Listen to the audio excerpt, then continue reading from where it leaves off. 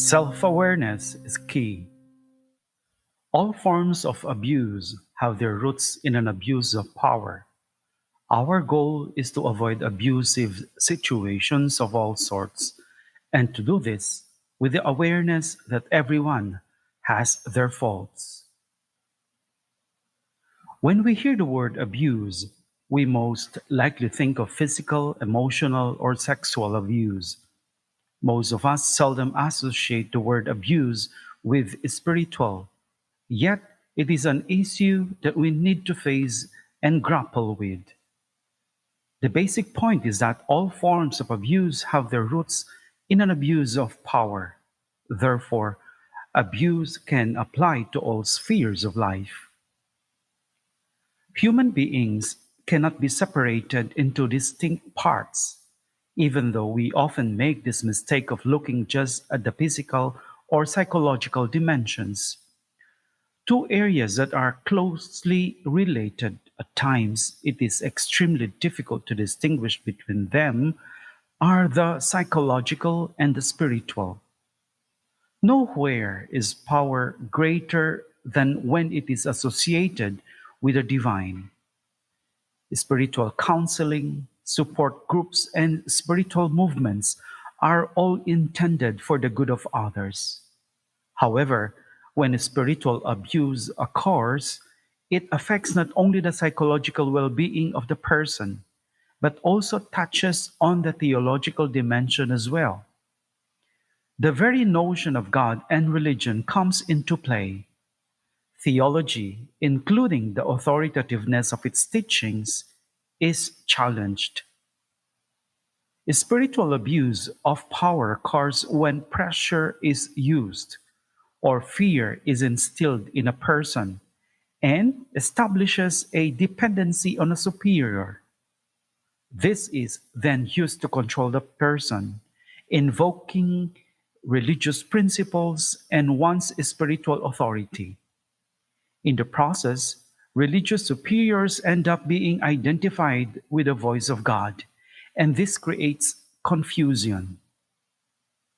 Spiritual power is being abused when, first, a religious superior presumes he or she is expressing the voice of God. Second, a subordinate confuses the voice of a superior with the voice of God. And third, both succumb to this confusion. Spiritual neglect.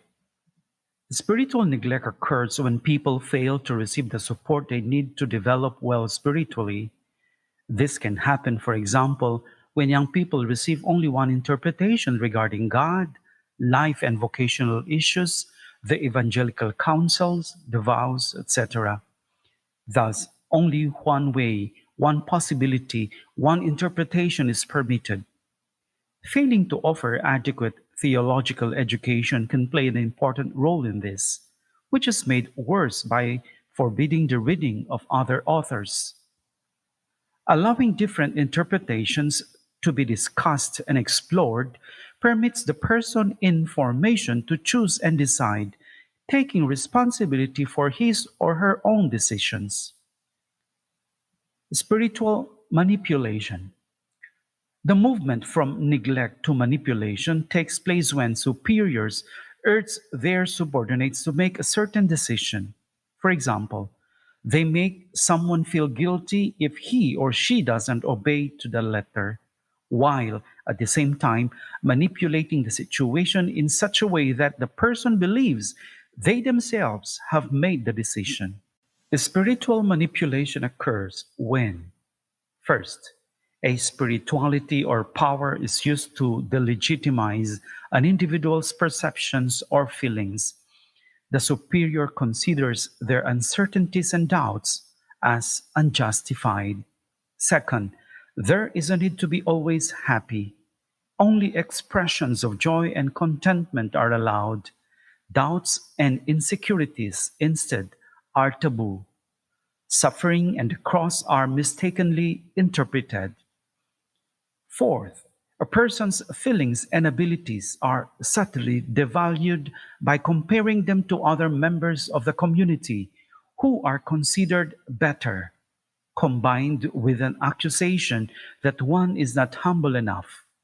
Fifth, dependency is created and ends up violating the person's conscience.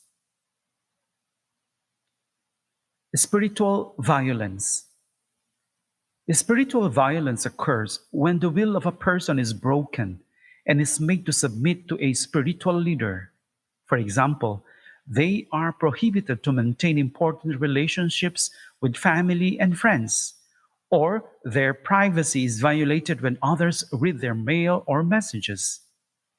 Another kind of violence happens when something said in confidence is made public knowledge. One can even be forced to undergo medical treatment under the guise of obedience. In fact, obedience is often used as a means of manipulation. It becomes acceptable to violate a person's integrity. How to spot abuse? Spiritual abuse, just like other forms of abuse of power, occurs when the person in authority has certain personality characteristics and a system exists that permits this form of abuse to continue.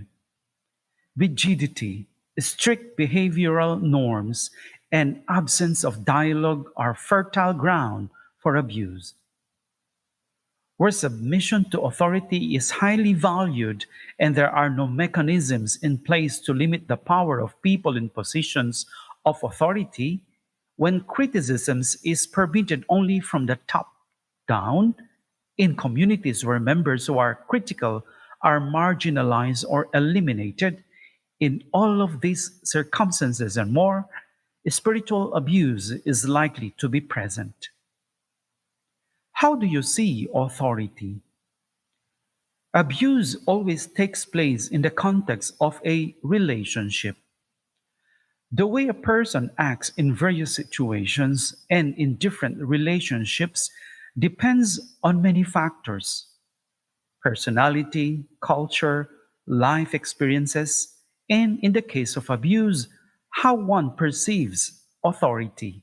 Many people change in significant ways when they are given a position of authority. Often, it is not an improvement. To avoid the abusive exercise of authority in relationships, self awareness is a necessary tool for anyone assuming a leadership position. Knowing one's personality type can help avoid the abuses mentioned above.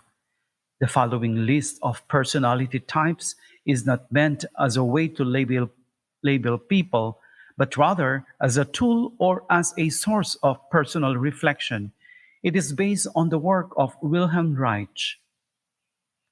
The analytical type of person works best alone and has a great capacity for abstract thinking and good observation skills. This person may appear reserved and has trouble expressing emotions. As a leader, they may have trouble delegating and trusting collaborators. The communicator, instead, needs to have people around, since relationships are very important to them. They depend on the opinions of others for making decisions and have trouble dealing with criticisms. These are the people who have trouble saying no. As leaders, they are cordial and affectionate, always ready to help. They may have trouble making difficult decisions and depend on the encouragement they get from others.